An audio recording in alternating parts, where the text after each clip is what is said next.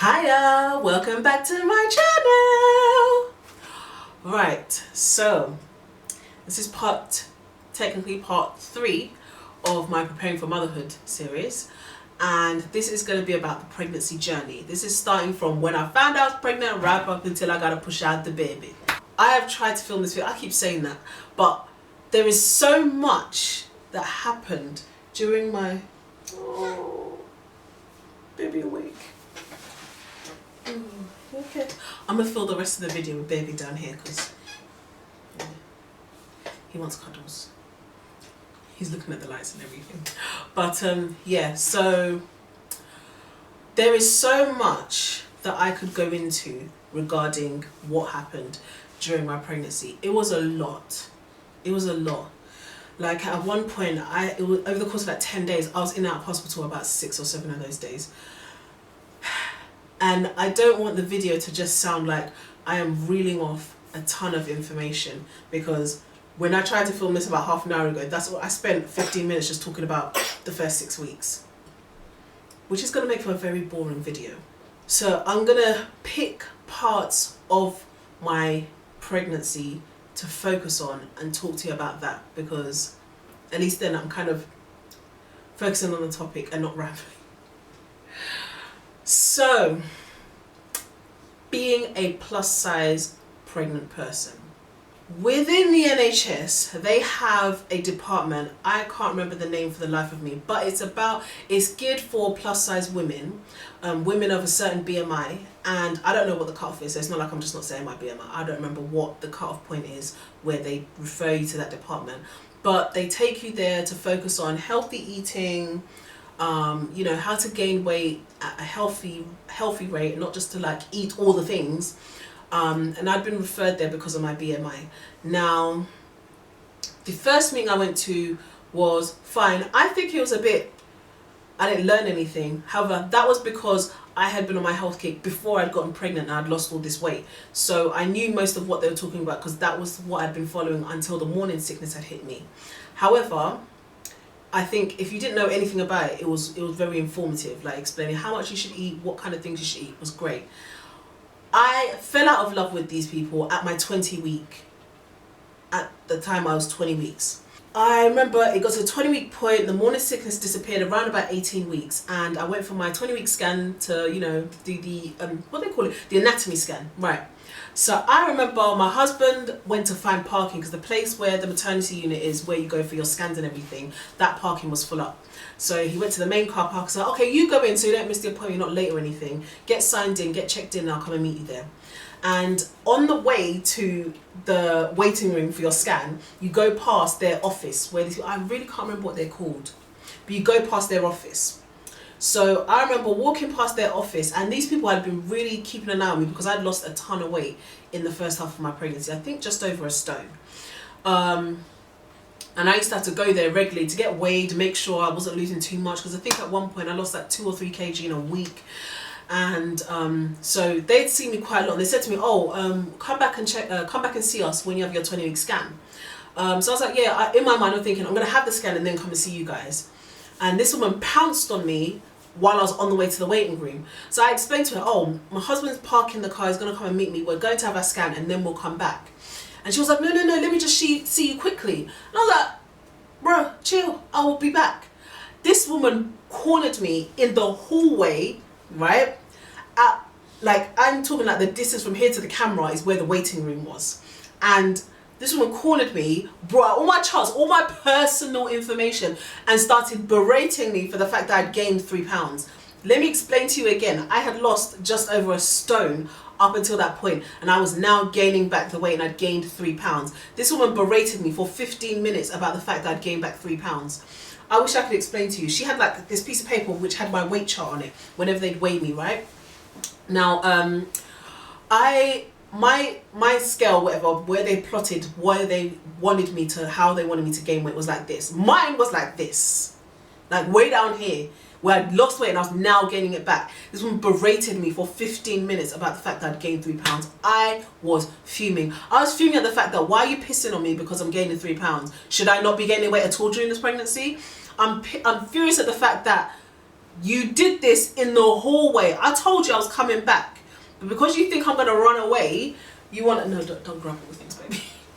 Because you think I'm going to run away, you want to berate me in front of everyone where people can hear all my personal business. What is the matter with you?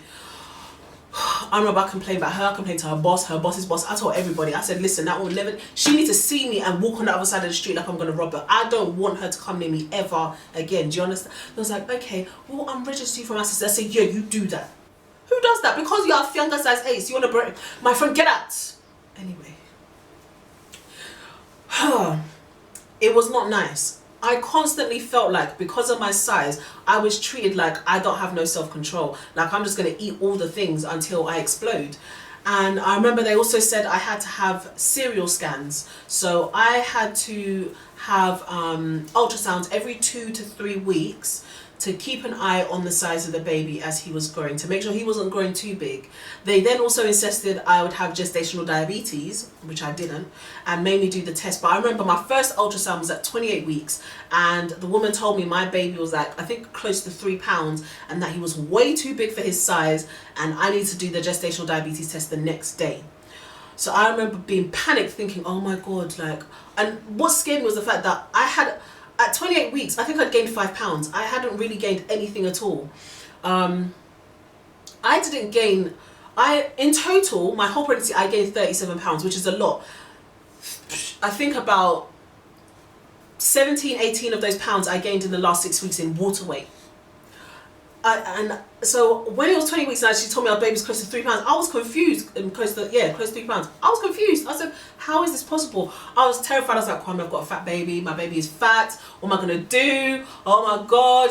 Is he going to be too big to come out? Am I going to have a cesarean? What am I going to do? And then they said, because of that, they were like making me have another scan after like 10 days or something. So I remember I went for the next scan and they're like, I don't know what this woman's talking about. Your baby's fine. He's normal size. He's actually kind of long and skinny. He's not that big.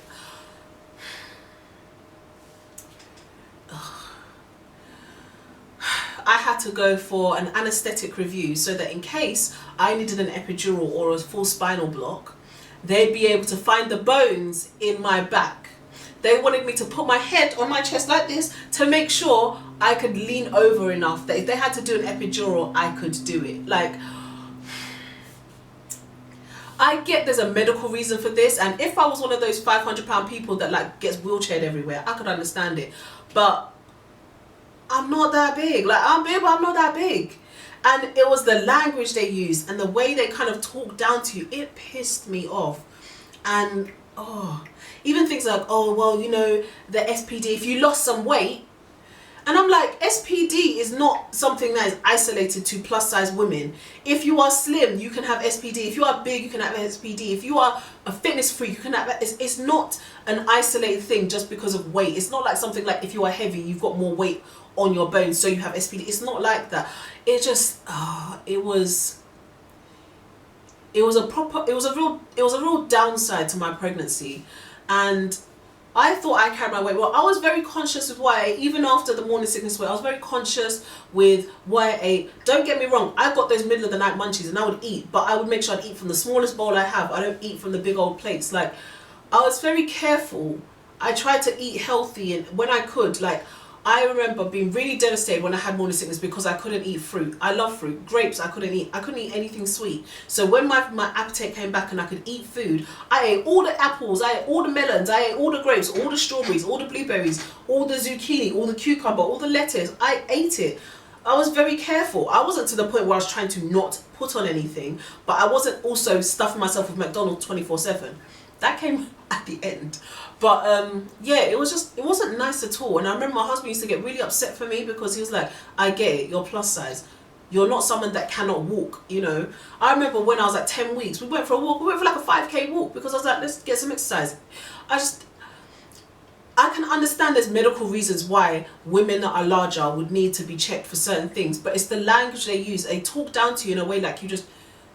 Oh yeah, like, oh, you just have no self-control, you just eat too much, your baby gonna be fat, and now we're gonna have to deal with all these problems you have self-induced. That's the vibe I got, and I hated it. It was not nice at all. It sucks, it really sucks. And I think they should There should be training. Not to be sensitive, I'm not saying like make unhealthy people think they're healthy, but it's still an expectant mum that is excited about meeting her child and bringing a child into the world. Focus on that and deal with the other stuff. Don't tell them or make them feel like there's, like when I used to say I can't feel the baby move, I remember one woman tried to make her so because there's extra fat so you can't feel it. I felt it yesterday, why can't I feel it today? It's a lot being a plus size pregnant person, and because of that I don't know if I'd do it again. Like, I'm not saying I'm about to go on a weight loss journey today, but I don't think I'd want to be plus size and pregnant again, because the way the NHS treats you is horrific. It's not nice at all. Let's talk about something fun during pregnancy journey. Baby shopping. Again, because of the pregnancy loss that I'd had before, I didn't want to do any baby shopping until I was like a good 7 months gone. I think we didn't buy nothing until, I think on October. I found I was pregnant in May. We started baby shopping in October. We went to the baby show in, where was it? Kensington Olympia. Oh, we got loads of bargains. It was lovely. And I think because I was finally so excited about, you know, baby shopping, having a baby and everything, my husband was just like, nothing's off limits. There is no budget. Buy whatever you want. It was wonderful. Buy all the things. So I remember we went to the baby show. We got the snuzz pod, which my son only slept in properly for the first time yesterday. Yesterday. That thing cost £249. Yesterday. He's 6 months old today. He slept in for the first time yesterday. Let's not talk about that. I got the Lancilo breast pump. I think the only thing we didn't get that show was the pushchair. And I remember we saw one called a Venisi, something like that. Some kind of, the name suggests that it's Italian, but I don't think it's actually an Italian brand. And I remember they had the car seat, the pram with the carry cot, the actual pram they sit in when they're older, the car seat, the nappy bag, everything for like £600 or £700. Whereas I wanted the stocker. I wanted the stocker Explorer, which with everything is like £1,200. And I remember my husband was like, babe, I know you really want it, but this is everything for like half the price. Then you can spend money on more stuff. And I remember I was like, okay. My sister came with me as well and her daughter. And then they were both like, my sister was like, listen, yeah, I've been there. Trust me, just get this one. It's save the money. I was like, okay, I'll do it. And then I remember we saw another like black family, and the woman had a newborn baby, and they had the Stocker Explorer with the carry cot. And I remember my husband said, I saw the look on your face when you saw it and you spoke to her, and I just said, just buy the stocker, just get her the stocker. He asked the husband, like, so how is it? How do you find this pram? He said, I mean, it's expensive, but it's what she wanted, and it looks good, and you know, the baby's height, I'm tall, all these prams are really low. This one, at least I can reach the baby if I'm the one pushing the pram. And my husband's 6'2". So he said he saw my face, he heard what the other guy said, he's like, okay, we're just gonna get that one. So I remember we went to another baby show in Excel, which that one was rubbish. Hey baby. Yeah. Which was rubbish, but we got the stocker then.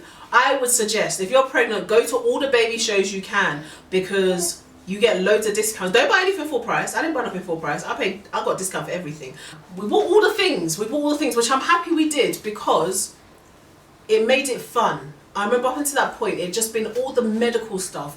I got signed off work at 7 months. I'm sorry if this is all over the place, but I got signed off work at 7 months because I had issues with my liver. They was worried about obstetric cholestasis. Oh, it was a lot. So baby shopping is where we could just let go and enjoy and be like, oh, buy this is cute, this is cute, this is cute. And I remember my sister saying, you're not gonna need that. I was like, I don't care, I'm buying it anyway. I bought everything. I'm not sorry. I bought it. I know some of the stuff she was right. Looking back, she was right, and I'm not gonna say it. Because people will tell you, if you're pregnant, save the money, splurge here, save here. Like I would say, you can splurge on, splurge on a breast pump if you're gonna get an electric breast pump. Splurge on a breast pump. Save on the baby bath. Save on the pram if you want. Get one that's sturdy enough for what you need it for. Do you need one for city living or country living? But really and truly, especially if it's your first child and you've been through a difficult time trying to get pregnant, or you've had loss, like pregnancy or infant loss, buy all the things. It is money. It goes, it will come back. It's like hair, you cut it, it will grow back. Buy all the things. I mean, don't use your electricity and council tax money to buy it. That's not what I'm saying. But buy all the things. Have fun with it. We also went on a baby moon. We went to Abu Dhabi for 5 days. It was amazing. I loved it. It's a very different culture. So I did have kind of culture shock like for 5 days while I was there, but it was lovely. It was hella hot. It is crazy hot. Like if you've been to Ghana, you've been to Nigeria, like yeah, it's hot. It's hot. No, that is not hot. That is UK springtime. Abu Dhabi is hot. And we went in September, so I was like, oh, it's not too bad. It's getting towards the cooler season. Not in the cooler season, but towards. Lie. I would never go there May, June. No way. You would die. You would die. I remember I hadn't said anything on social media at all up until that point. And I think the second day we were there, I took a picture and I put it on social media and I was shaking. I was so scared because up until that point, it was kind of like a little secret. And then when I put it on social media, it was like announcing it and making it real. So then I feared that if something went wrong, I'd now have to explain to everyone why there was no baby. I mean, I'm from Ghana, so you can imagine, right? The aunties and them call, I saw Rose is pregnant. She put it on their Instagram. I saw it. Then your mom called, Roslyn, why are you putting pictures of yourself on social media for people to see? You know they're witches. They can't do it. We have to pray. Why do you put your picture there? Listen, yeah, you don't know what I'm talking. If you are black, yeah, let me just say, if you're black, you know what I'm talking about. You ain't allowed to share your pictures so easy like that. Like the eyes, the bad juju. Don't you know they're witches? You have to pray. Why you put your picture there? That's what yeah. So anyway, I didn't care. I was like, listen, everything I say, I just say my husband. Whatever they say, I just say, oh, my husband. And then they can't say nothing because they're not going to tell my husband you can't do it. So anyway, yeah, I put a picture there and I was like, do you know what? I know I'm so terrified about something going wrong, but even if, God forbid, something went wrong, we thank God nothing did go wrong, at least be able to enjoy it. You can't have your whole pregnancy where you're terrified and you can't at least enjoy yourself a little bit. And I'm not saying it's that way for everyone, but that was how I coped with it. But the pregnancy journey was hard. It was hard, and I made it harder because of how I was mentally torturing myself. I was torturing myself because I felt like if I allow myself to start enjoying myself, something's gonna go wrong. And then it'll be like, see, you should never have gotten your hopes up. It's hard. It's not as hard as motherhood, but it's hard. And especially when it's your first time, you don't know what to expect. You don't know what's normal. You don't know what you can fret over, what you can't fret over. Everything is new. I know, I think I'm probably rambling now. This video is going to be hella long and it's going to take me forever to edit it. But if there is something specific you wanted me to talk about in the pregnancy journey, let me know. Yeah. There's a particular toy he's trying to reach for and he's frustrated because he can't reach it. Anyway, the next one is going to be the good one, the labour and delivery story. And that was an epic 3-day showdown. So what had happened, should I tell you why that? No, I'm going to save it for the next video because this video is long enough. But yes, the next one's going to be the juicy stuff, all the good stuff. There'll be footage from my labour. I'm going to have to block out the parts where my ass is just out there because I had no shame at that point. But yeah, the labour and delivery story is coming next. As I said last time, if you've got any questions, let me know. Put them in the description box. Not in the description box, God. In the comments. Or, yeah, message me on Instagram at MaameRose. Send me a DM and I'll try and answer it at the beginning of the next video. And thank you for your patience if you got to the end of this because it was long. And yeah, I will see you in the next video. Bye! Ciao, Manny. I spoke for the world, didn't I?